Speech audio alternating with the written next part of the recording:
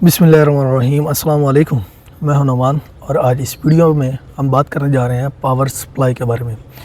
Power supply basically जो computer में है वो किसी भी नॉर्मल करंट को या इलेक्ट्रिसिटी को कन्वर्ट कर देती है 12 वोल्ट करंट में। जैसे कि हमारे सोलर में, हमारी बैटरीज़ में जो करंट मौजूद है वो करंट हमें हमारे कंप्यूटर को प्रोवाइड करती है। तो इसमें मुख्तलिफ़ किस्म के कनेक्टर्स होते हैं। एक 24 पिन होता है जो थोड़ी पुरानी टेक्नोलॉजी में आता था तकरीबन 20 पिन के साथ, तो अब 24 पिन हो गया। तो बाज़ जो सप्लाईज़ हैं उनमें 20+4 पिन होती है और बाज़ में 24 पिन होती हैं। अगर आपके पास पुराना कंप्यूटर है तो वहाँ पे होगी 20 पिन। और जो कंपनीज़ की तरफ से प्री बिल्ड पीसी आते हैं तो वहाँ पे ये नहीं होता। ये होता है सिर्फ उस जगह जहाँ हम स्टैंडर्ड बात कर रहे हो, एक स्टैंडर्ड लेआउट, स्टैंडर्ड डिज़ाइन की बात कर रहे हो। कोई एनीवन अगर कोई भी गैस लेता है, कोई भी बिल्ड करता है तो उसमें ये ऑप्शन मौजूद होता है। एक कंपनी बना के देती है, कंपनी ने पूरा का पूरा कंप्यूटर जो है उसको असेंबल करना है, उसने अपने तरीके से बनाना है।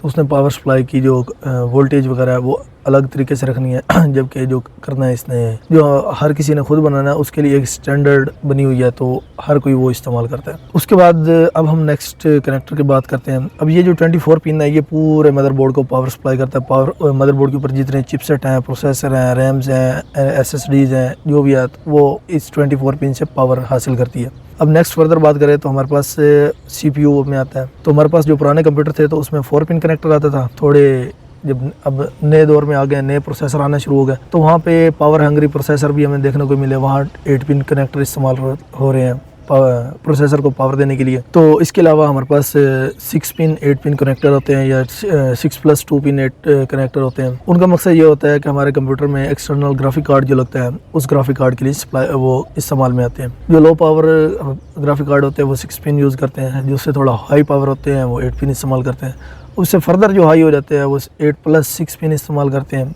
मज़ीद पावर हंग्री हो तो 8+8 पिन इस्तेमाल करते हैं। अगर उससे भी ज़्यादा पावरफुल हो तो 8+8+8 पिन वो यूज़ करते हैं। उसके अलावा हमारे पास से एक SATA केबल आती है। SATA केबल जो है वो इस्तेमाल होती है हार्ड ड्राइव को पावर देने के लिए। आप में अगर PC में वाटर कूल सिस्टम निज़ाम चला रहे हैं तो वहाँ पे आपको काम में आती है। अगर आप कोई RGB लाइटिंग इस्तेमाल कर रहे हैं तो वहाँ पे आपको काम आती है। और बाज़ जो पावर सप्लाईज होती हैं उनमें आपको CPU फैंस, यानी कि आप जो केसिंग में फैंस लगाते हैं तो उन फैंस को चलाने के लिए भी आपको पावर सप्लाईज में पोर्ट्स मिल जाती हैं या 1 to मल्टी पोर्ट्स मिल जाती हैं। भी एक पिन पीछे कनेक्टर, वहाँ से आगे मज़ीद आप 4 से 5 आप जो फैंस है वो कनेक्ट कर सकते हैं। और इसके बाद जो हमारे पास मज़ीद हमारे पास कूलिंग रेडिएटर्स होते हैं तो उसके लिए हम SATA केबल इस्तेमाल करते हैं।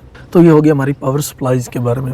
हमारे पास पावर सप्लाई क्या होती है, ये हमारी किसी भी नॉर्मल करंट को कन्वर्ट करती है 12 वोल्ट करंट में। अच्छा, इसमें कनेक्टर्स हैं वो मैंने आपको एक्सप्लेन कर दिया। अब इसके बाद हम मज़ीद फर्दर बात करते हैं कि पावर सप्लाईज की इकसाम क्या है। एक हमारे पास होती है नॉन मॉड्यूलर पावर सप्लाईज, यानी कि ये चीप बजट में होती हैं और इनमें तमाम की तमाम तारें जो हैं वो हमारे पास CPU सप्लाई का जो बॉक्स है उसमें से निकलती नज़र आ रही होती हैं। इनको हम अगर हमें ज़रूरत है या नहीं है हम इसे अलग नहीं कर सकते। जबकि हमारे पास जो दूसरी है वो है नॉन मॉड्यूलर सप्लाई। इसमें हमें 24 पिन प्लस 8 पिन जो CPU पावर केबल्स होती हैं वो सप्लाई के अंदर से ही आ रही होती हैं, अंदर से ही कनेक्टेड होती हैं। और बकाया जो है वो हम हमारे ग्राफिक कार्ड की या SATA केबल वो हम एक्सटर्नल लगा सकते हैं। अब इसमें मज़ीद फर्दर अगर हम बात करें तो नॉन मॉड्यूलर सप्लाई आती है। ये सारी की सारी केबल्स जो है आप एक्सटर्नल लगा सकते हैं। इस सप्लाई के साथ भी केबल्स आती हैं। इसके अलावा आप किसी और कंपनी से भी RGB जो केबल्स हैं वो बाय करके वो भी आप अपनी कस्टम PC या कस्टम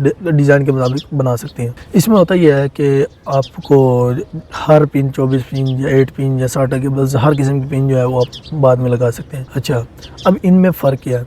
आपके पास नॉन मॉड्यूलर, मॉड्यूलर और सेमी मॉड्यूलर सप्लाई जो है इसमें क्यों ज़रूरत पड़ी या इन चीज़ों की क्यों ज़रूरत पड़ी? बेसिकली जो नॉन मॉड्यूलर सप्लाई होती है जिसको आप अपनी मर्ज़ी से नहीं मोड कर सकते, वो सप्लाई जो है वो आपकी जो एयर कूलिंग का एयर फ्लो होता है वो एयर को स्टॉप कर देती है, क्योंकि उसमें काफ़ी ज़्यादा सारी वायर्स होती हैं तो उसमें एयर फ्लो काफ़ी मुश्किल हो जाता है। जबकि आपके पास जो सेमी मॉड्यूलर सप्लाई है वहाँ पे आपको ये देखने को मिलता है कि आपकी जो सप्लाई है वो सिर्फ ज़रूरत की केबल्स जो हैं वो हम इस्तेमाल कर रहे होते हैं, बाकी जो केबल्स हैं वो हमें फोल्ड करके नहीं साथ रखनी पड़ती। और मॉड्यूलर सप्लाई उसकी तो जिनकी ज़रूरत होती है वो आप लगा सकते हैं, जिनकी नहीं है वो आप उतारते बेशक। अब पावर सप्लाई में 200 वाट से 2000 वाट तक, 200 से 2000 वाट तक हमारे पास पावर सप्लाईज इस दुनिया में मौजूद है।